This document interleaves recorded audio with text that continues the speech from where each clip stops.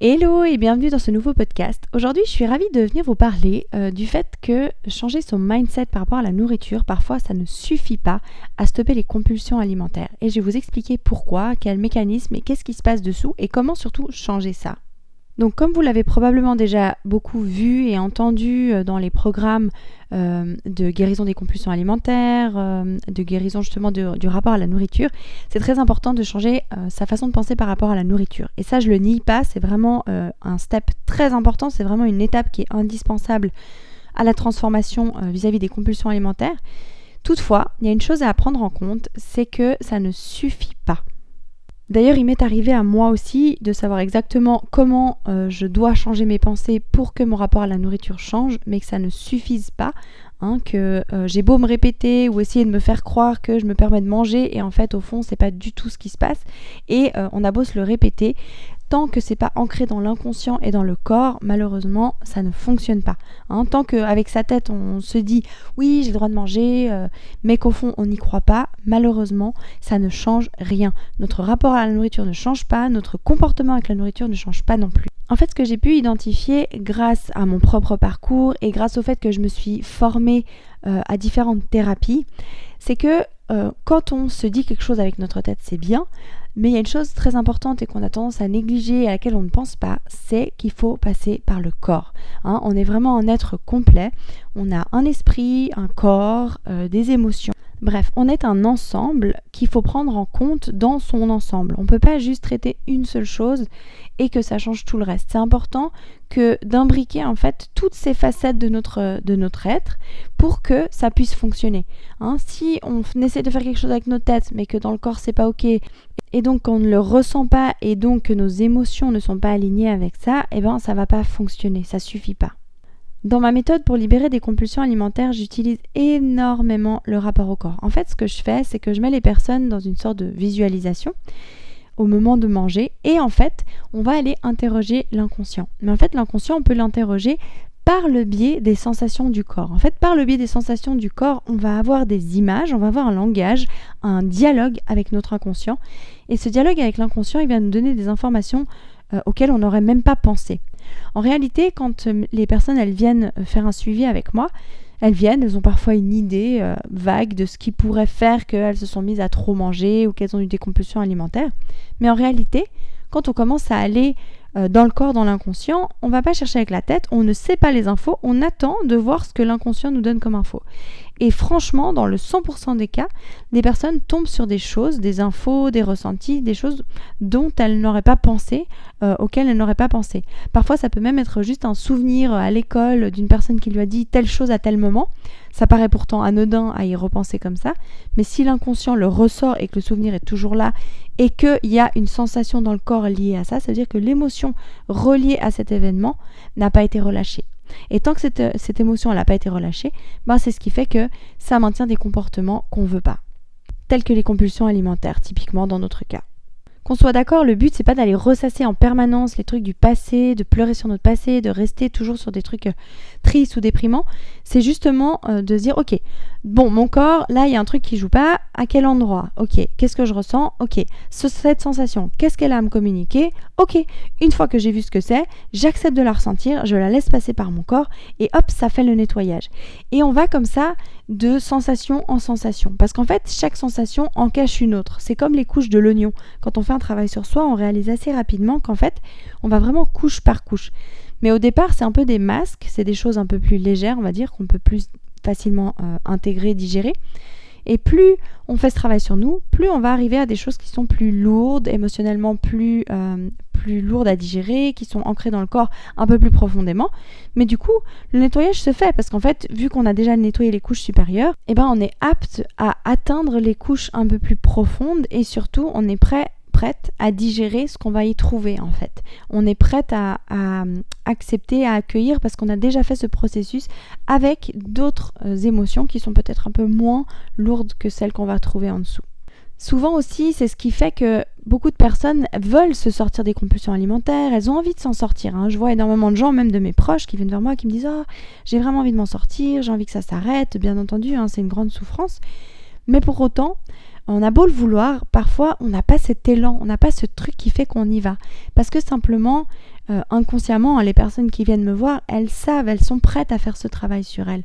Parce que notre inconscient, lui, il sait très bien où il nous guide. En général, c'est pas par hasard si vous écoutez ce podcast, c'est pas par hasard les personnes qui vont s'inscrire au programme, c'est parce qu'elles sont prêtes. Elles sont prêtes à aller voir ce qui se passe dessous, elles sont prêtes à ressentir vraiment ce qui a besoin d'être ressenti. Au même titre que j'ai plusieurs personnes qui m'écrivent régulièrement et je sens qu'elles sont pas prêtes et c'est ok, il n'y a aucun problème pour moi. Je suis pas en train de dire t'es pas prête à investir sur toi, t'es pas prête à faire ce qu'il faut, non, parce que je sais que c'est bien plus compliqué que ça.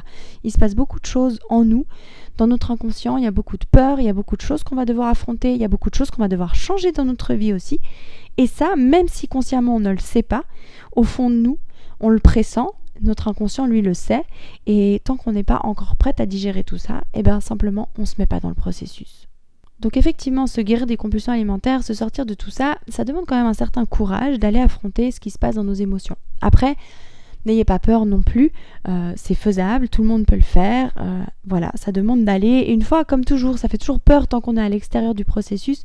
Une fois qu'on est dedans, on fait ce qu'il faut, on y fait face, tout se passe finalement, tout se fait d'une manière, moi je trouve ça juste magique, mais tout se fait d'une manière écologiquement saine pour notre psychisme et pour nos émotions. Et c'est ça qu'en fait je trouve magique. Je vais pas rien pousser les gens à aller chercher. On va vraiment questionner ce qui est prêt à émerger là maintenant. On va pas aller forcer des choses, jamais.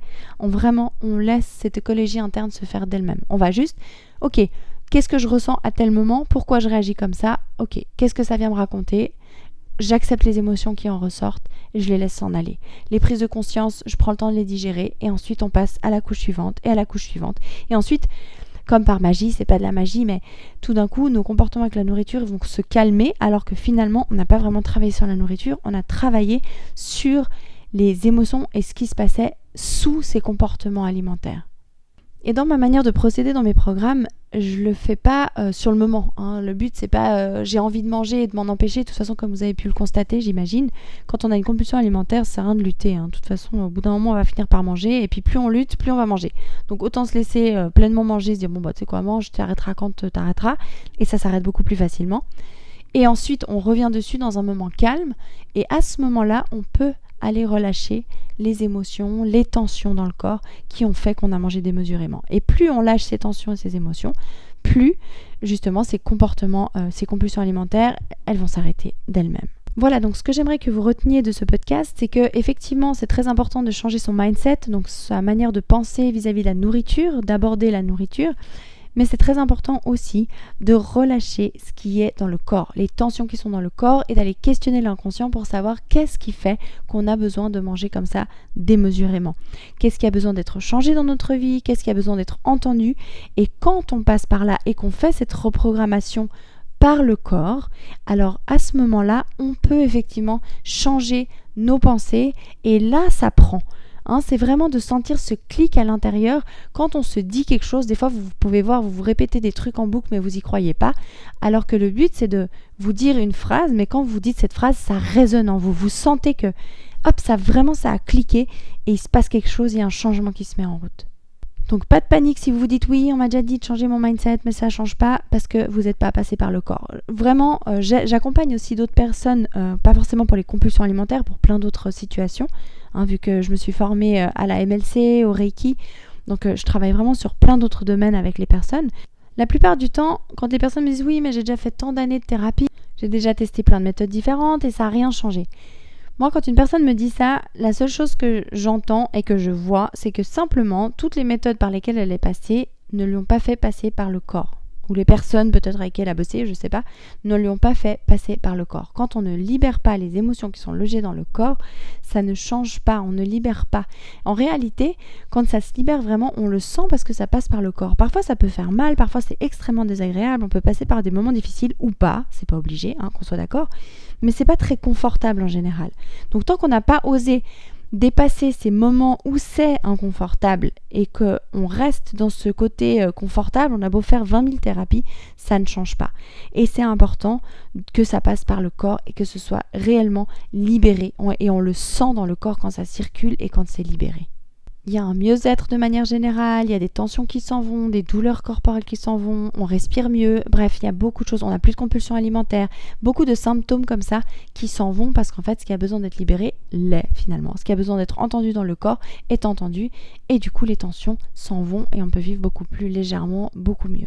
Voilà, donc j'espère que ce podcast vous aura aidé à réaliser que si vous savez déjà comment changer votre mindset vis-à-vis de la nourriture, mais que ça ne change pas, de ne pas désespérer, c'est pas que vous êtes un cas désespéré, c'est juste qu'il faut aller travailler absolument sur le corps, les émotions et dans l'inconscient.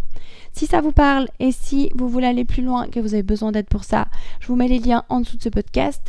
Pour accéder à mes accompagnements, que ce soit en ligne de manière autonome ou en accompagnement individuel ou en accompagnement en groupe ou les ateliers en présentiel. Voilà, je vous embrasse très fort, je vous remercie d'avoir écouté ce podcast et au grand plaisir de vous retrouver pour un prochain. Des gros bisous, ciao ciao.